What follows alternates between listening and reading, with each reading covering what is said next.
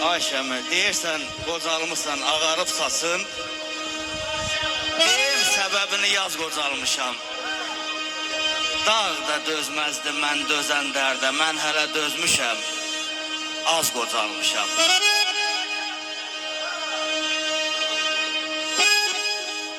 Həyat baxçasında barsız deyiləm. Ayşəmi, sinəm xəzinədir, barsız deyiləm.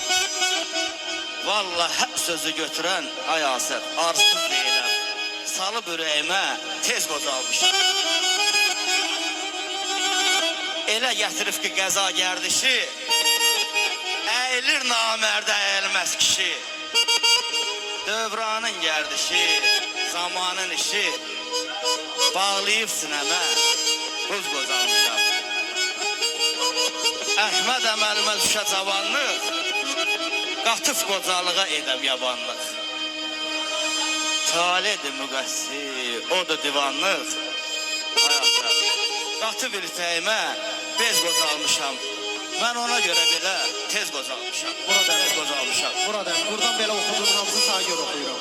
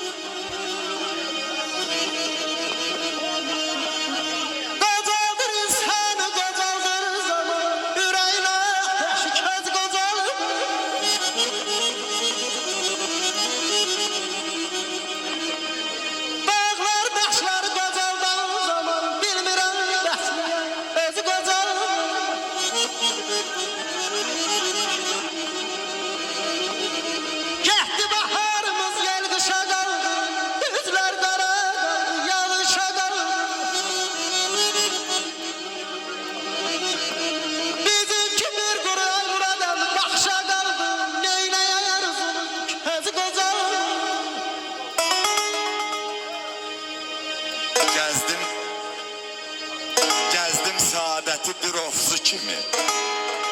Dedilər bu çöldən çəməndən keçir. Çəməndən soruşdum, çöldən soruşdum. Səs gəldi əzizim, dünəndən keçir. Özümü odlara yandırıb yaxdım, əl çatmaz, ün yetməz dağlara qalxdım. Sonsuz üfqlərə baxdım, hey baxdım, gördüm çox uzaqdan, çox gendən keçir. İsa'nın qəlbi yaman varlıdır. Gör nələr başına, qəlbi qaralıdır. Sən demə gəzdiyim o gözəl cavanlıqdır. Mən onu gəzmişəm, o məndən keçir. Vallahi bütün cavanları var eləsin. Cavanlığımız heç zaman hədər getməsin inşallah. Hoş olsun, buyurun.